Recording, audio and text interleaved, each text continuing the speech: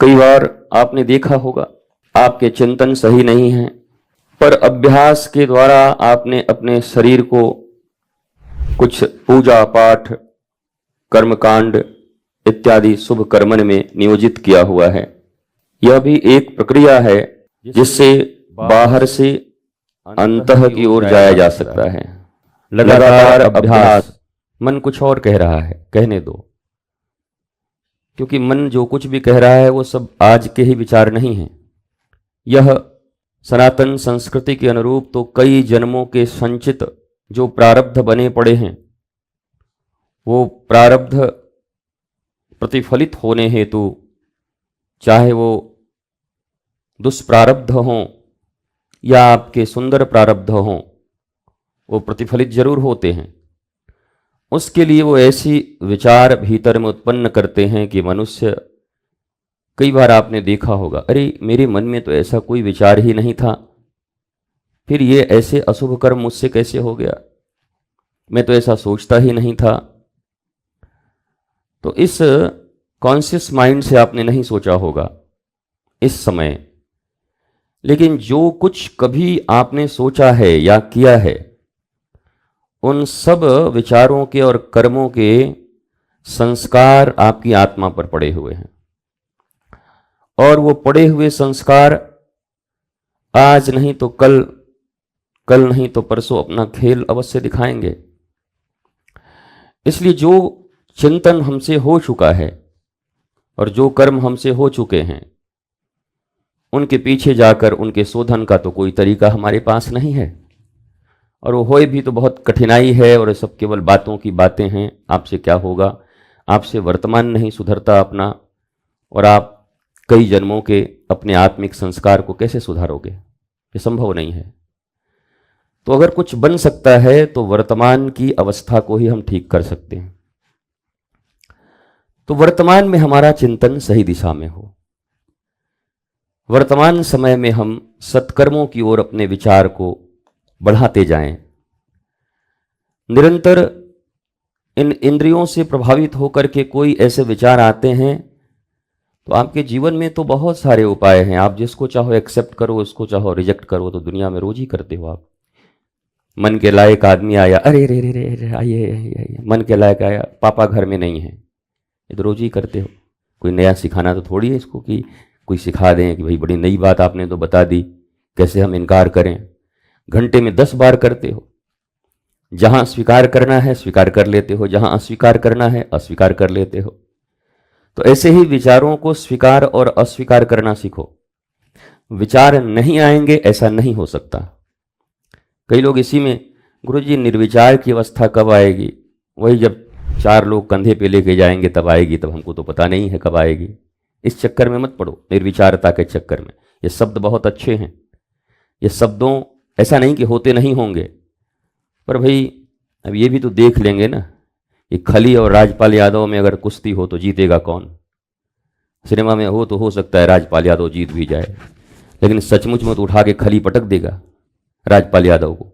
तो यहाँ पर ये केवल बातें कि ये तो हम कंट्रोल कर सकते हैं, ये तो हम दमन कर सकते हैं, ये तो हम ऐसे बना देंगे, हम ऐसे कर देंगे, ये चीज़ें ठीक नहीं हैं। सीधी बात है, विचार को आने दीजिए जितने विचार आ रहे हैं। अपने टीवी देखते समय, अब तो मजबूरी नहीं है प्रीमियम वाला ले करके न चाहो तो न देखो वो एडवर्टाइजमेंट, पर हम दूरदर्शन के ज़माने के लोग हैं, मजबूरी में देखना है। कैसे नहीं देखोगे, सिनेमा के पहले 50 चलेगा, और बीच में जैसे ही कुछ अच्छा आने वाला है तो 10 प्रचार और चलेंगे, तो आपको देखना है। पर क्या करते थे हम उस समय, फिल्म देखते थे, प्रचार आता था तो इधर उधर थोड़ा गप सप हंसी मजाक, बोल तू आता रह, कोई मतलब नहीं है। हालांकि दृष्टि रहती है, उसके भी प्रभाव पड़ते हैं जीवन में। आपके आसपास जो घटनाएं होती हैं, ये नज़रें जो देखती हैं, कान जो सुनता है, उसका प्रभाव अवश्य पड़ता है। परंतु अगर डिनायल मोड हो, एक तरीके से अस्वीकृति की मोड हो, तो उतने खतरनाक नहीं होते जितने खतरनाक हो सकते हैं। लेकिन अगर स्वीकार्य मोड हो जाए तब तो तत्क्षण प्रभाव डाल करके आपके ऊपर खतरा पैदा कर देंगे। तो वैसे ही उन एडवर्टाइजमेंट को जैसे आपने डिनाई किया है, वैसे ही जीवन में बहुत सारे जो विचार अवांछित आते हैं, उन विचारों को आप डिनाई करते रहो, छोड़ते रहो। आए विचार आने को बुरा मत मानो, क्योंकि पूर्व जन्म में तुम इतने जागृत नहीं थे कि क्या सोचे क्या किए, तो उसको लेकर के अभी डिप्रेशन में क्यों पड़े। हे भगवान, मेरे भीतर ऐसा विचार आया तो आया कैसे। ऐसा लक्ष्मण जी को भी हो गया था। तो भगवान राम ने कहा, भाई इतना चिंता मत कर, यह स्थान का प्रभाव था, उसके कारण ऐसे विचार तुम्हारे भीतर में आ गए। क्या स्थान का प्रभाव था? तो शुंभ और निशुंभ दो भाइयों के लड़ने की कथा उन्होंने बता दी कि हाँ, दो सहोदर भाई आपस में लड़के मर गए थे। क्यों? बोला एक स्त्री के चुनाव के लिए, तेरी की मेरी, मेरी की तेरी। बोला इसी में दोनों बोले तेरी की मेरी पहले फैसला हो जाए। तो न तेरी की हुई न मेरी की हुई। और वो तो सार्वभौम भगवान ही थे, वो तो सबके हैं, भगवान को बांटा कैसे जा सकता है। तेरा मेरा जो करेगा, जो द्वैत में रहेगा, उसको दैत बना देंगे भगवान। और दैत्यों का विनाश करने के लिए ठाकुर जी हमेशा आते ही रहते हैं। ये द्वैत बुद्धि का विनाश करने के लिए, अद्वैतता को उपलब्ध होने के लिए ही इतने ज्ञान, इतनी परंपराएं या अध्यात्म, ये जितने भी आप शास्त्र इत्यादि देखते हो, वो सब अद्वैत से धीरे धीरे आप युक्त हो जाओ। एकमैव अद्वितीयम, उसके सिवा कुछ नहीं है। चारों तरफ उसी का प्रकाश विराजमान है, चारों तरफ वही विकसित है, चारों तरफ वही प्रकाशित है। और ये देख करके धीरे धीरे समत्व बोध, समत्व बुद्धि आपके भीतर में स्थापित होती है। तो उन विचारों का डिनायल शुरू करिए, धीरे धीरे धीरे धीरे धीरे धीरे धीरे धीरे। छोड़िए उसको, छोड़िए इसको, छोड़िए। तो आप देखेंगे बहुत दिनों तक जो रिजेक्शन प्राप्त करता रहता है, उसके बाद लोग भी अपना जगह देखते हैं। ऐसा थोड़ी है कि अब आपको एक बार, दो बार, 10 बार, 20 बार कोई किया तो आप भी कहते चलो यार, अब थोड़ा बहुत दुख तो होता है, अच्छा सिला दिया तूने मेरे प्यार का, थोड़ा गीत उत गा के, रो धो करके, मुंह नाक पोंछ के, फिर आदमी मूव ऑन करता है कि हो गया यार, अब कितना रोएं, इसी के लिए काम खत्म करो। तो धीरे धीरे उसका डिनाई कर जाते हैं, उससे आप निपट जाते हैं, अलग हट जाते हैं। क्यों?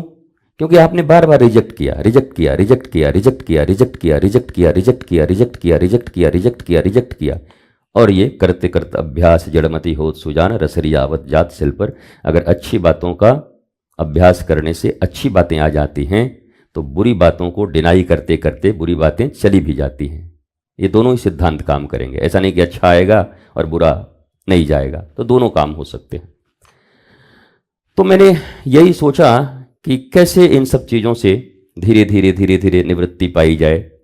काम चलता रहे, काम करते रहें, हंसते रहें, मुस्कुराते रहें, थोड़े डिनायल और एक्सेप्टेंस का मोड ऑन रखें, लेकिन जागरण के साथ रखें। रडार ऐसा रहे कि दुश्मन देश का जहाज घुस न पाए। आते ही टू टू टू टू टू टू पाकिस्तानी जहाज आ रहा है, बस तुरंत मिसाइल फिर दाग दिया जाएगा, 2 मिनट में मामला खराब हो जाएगा। इसलिए अपने रडार को जागृत रखें। बोला ये रडार क्या है गुरुजी? बोला यही है सत्संग और नाम। सत्संग का श्रवण और भगवान नाम जो आपको प्राप्त हुआ है उसका जप, अहरनिश जप चलता रहे। यहाँ जप काम करता है। और जब जपा जाते हैं वो तो बड़ा गड़बड़ है। जप जप जप जप बोला जग जगा गए, जप जपा गए चुपचाप, अब कुछ कर ही नहीं रहे हैं, गड़बड़ हो गए। अहरनिश सत्संग भी जरूरी है। सत्संग में सुने गए शब्दों का विचारना जरूरी है, चिंतन जरूरी है। चित्त की चाकी में उसको खूब बढ़िया पीसेंगे, खूब सुंदर पीसेंगे, पीसते रहेंगे दिन रात दिन रात। चना पीसेंगे तो क्या आएगा? बोलो, बेसन। हाँ, बेसन ही आएगा। ऐसा तो नहीं है कि मैदा निकल ही आएगा कि ये तो कमाल हो गया गुरुजी, डाले थे चना और एकदम मैदा निकल आया, जलेबी बना दें क्या? बना दो। जो डालेंगे चित्त की चाकी में वही बाहर आएगा। तो चित्त की चाकी में डालना क्या है? जो ये आँखें, जो ये कान, ये नासिका, ये जिह्वा, ये त्वचा, वो वही चिंतन चलने वाला है, समझ लो। ये लोग जो जो करेंगे चिंतन भी उसी का होने वाला है। तो इन पर थोड़ा ध्यान रखो, इन पर। हाँ भाई, जहाँ तहाँ तू मत देखा कर, तू जहाँ तहाँ मत खड़ा हो जाया कर आवारा की तरह। ये दरवाजे, वो दरवाजे, कान है कि क्या है? ये दुकान है, कोई भी आ जाएगा।